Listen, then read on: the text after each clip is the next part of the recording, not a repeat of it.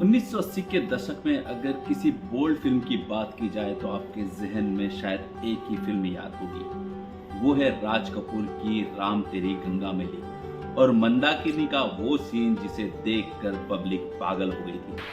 साहब, पहाड़ों में कहते हैं सच्चे दिल से जिसे पुकारो वो जरूर आता है। क्या आप जानते हैं कि मंदाकिनी के पहले भी एक एक्ट्रेस है जो बोल्ड सीन दे चुकी है, जिसे देखने के लिए पब्लिक बेकरार हो गई थी।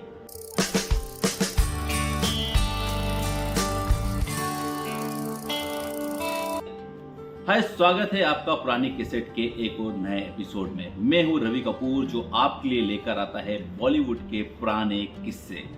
तो आज हम बात कर रहे हैं एक्ट्रेस पद्मिनी कोल्हापुरी की। जी हाँ, पद्मिनी कोल्हापुरी, जिनका जन्म 1 नवंबर 1965 में हुआ और बाल कलाकार के रूप में उन्होंने बॉलीवुड में एंट्री मारी और 20 साल के पहले ही अपने करियर को एक सुपरस्टार के रूप में बदल दिया।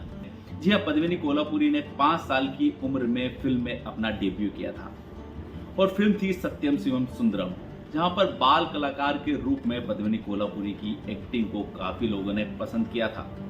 उसके बाद 15 साल की पद्मिनी कोल्हापुरी फिल्मों में एक्टिव हो गई थी और 15 साल की वही उम्र थी जहां पर उन्होंने एक ऐसा सीन किया था जिस पर उन्हें एडल्ट एक्ट्रेस कहा जाने लगा था।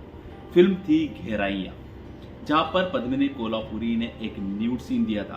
फिल्म की कहानी कुछ इस तरह से थी कि 15 साल की बच्ची पर एक भूत का साया होता है जिसे तांत्रिक निकालने के लिए बच्ची को निवस्त्र कर देता है, जहां पर पद्मिनी ने यह सीन निवस्त्र होकर निभाया था और तांत्रिक का किरदार निभाया था अमरीश पुरी ने।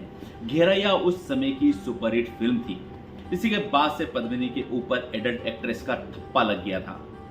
एक फिल्म थी इंसाफ का तराजू, जिसमें पद्मिनी ने करीब 8 से 9 मिनट का रेप सीन दिया था। फिल्म में निभा रहे थे विलन का किरदार राज बब्बर और राज बब्बर को एक 15 साल की लड़की का इंटरव्यू लेना था, जहां पर वो पद्मिनी कोल्हापुरी को अपने कपड़े निकालने के लिए फोर्स करते हैं। इस फिल्म के लिए भी पद्मिनी कोल्हापुरी ने बड़े आराम से इस सीन को फिल्माया था। उसी के बाद से पद्मिनी की इमेज बॉलीवुड में बदलने लगी थी।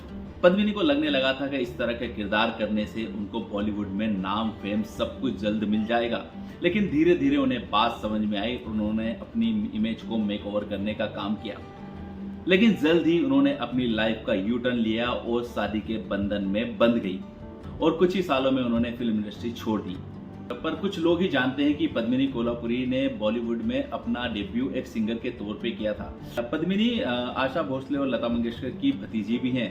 एक सिंगर परिवार में उनका जन्म हुआ था, इसलिए उन्होंने अपना करियर एक सिंगर के तौर पे किया था और उन्होंने कई फिल्मों में गाने भी गाए हैं। कुछ लोग ही जानते होंगे कि बप्पी दा के साथ उन्होंने एक म्यूजिक एल्बम भी निकाला था, नाम था म्यूजिक लवर।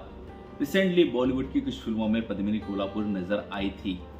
तो ये था पुरानी कैसेट में पद्मिनी कोल्हापुरी का वो किस्सा जो अपने आप में एक यूनिकनेस है। तो पुरानी कैसेट में ऐसे ही किस्से जानने के लिए, सुनने के लिए, देखने के लिए आप हमें फॉलो करें, सब्सक्राइब करें और शेयर करें और कमेंट बॉक्स में जरूर लिखें कि आप क्या और किस तरह की कहानियां देखना चाहते हैं। तब तक के लिए देखते रहिए पुरानी कैसेट।